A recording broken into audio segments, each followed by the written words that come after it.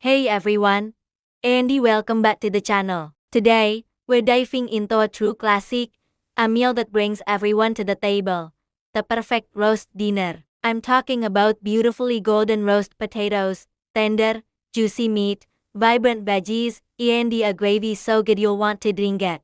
Whether it's a cozy Sunday or you're looking to impress for a special occasion, this recipe is a guaranteed winner. So, let's get cooking. First things first.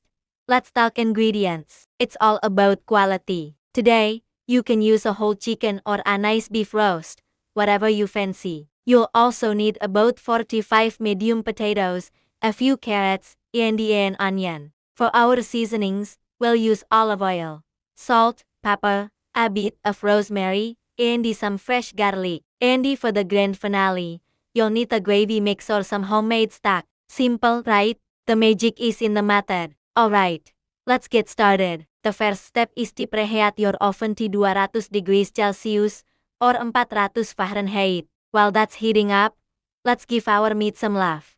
Take your chicken or beef and place it in your roasting tray. Now, drizzle it generously with olive oil or rub it with some soft butter. Don't be shy. We want a beautiful, crispy skin. Season it all over with salt, freshly cracked black pepper, crushed garlic, and some fragrant rosemary. Really get insert and massage those flavors into the meat. This simple step is what creates that incredible, savory crust that everyone fights over. Now, into the oven it goes. The cooking time will depend on what you're roasting and its size. As a general rule, for a beef roast, you're looking at about 20 minutes per pound for a lovely medium rare. For a medium-sized chicken, it's usually around an hour and a half. Just let it do its thing, insert and fill your kitchen with the most amazing smells. While the meat is roasting away, it's time for the real star of the show for men people, the perfect roast potatoes. Here's my secret to getting them unbelievably crispy on the outside and fluffy on the inside.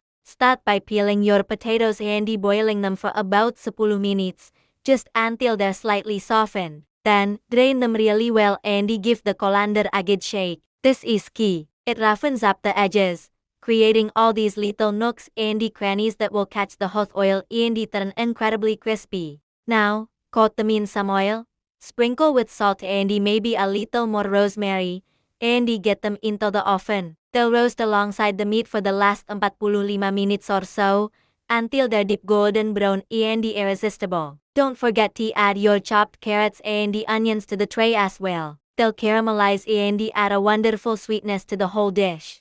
Okay, the timer's gone off, and the meat looks absolutely perfect.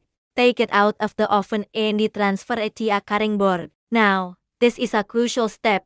Let it rest. Cover it loosely with foil and let it sit for at least 15 minutes. This allows all those delicious juices to redistribute back into the meat, making it super tender and succulent. While the meat is resting, we are not.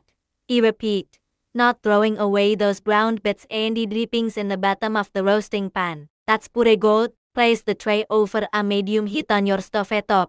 Sprinkle in a tablespoon of flour and stir it into the fat to create a paste. Cook that for a minute, then slowly start pouring in your hot stock or water, whisking constantly. Keep stirring as it bubbles away, and watch it transform into a rich, smooth, and incredibly flavorful gravy. Let it simmer gently until it's reached the perfect thickness. And now, for the moment we've all been waiting for. It's time to assemble our masterpiece. Carve your rested, juicy meat into beautiful slices. Pile those crispy, golden potatoes high on the plate. Add the sweet, roasted carrots and onions. And finally, ladle that glorious, homemade gravy all over everything. And so you have it, the ultimate roast dinner, made right in your own kitchen. It looks, smells, and tastes absolutely divine. Thank you so much for joining me today. I hope you give this recipe a try and create some wonderful memories around your own dinner table.